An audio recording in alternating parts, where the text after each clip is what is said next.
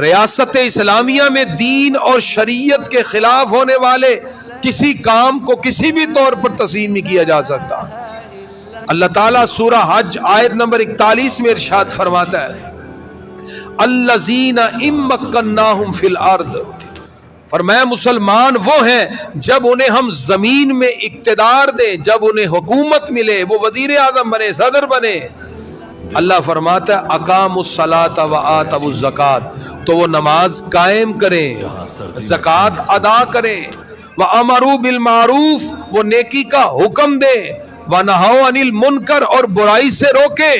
فرمایا تم جب یہ کام کر لو گے وَلِلَّهِ عَاقِبَةُ الْأُمُورِ، اب اللہ پہ چھوڑ دو، اب سارے کام اللہ کے سپرد ہیں، اللہ خود ہی ہر کام کے اندر بہتری پیدا فرما دے گا۔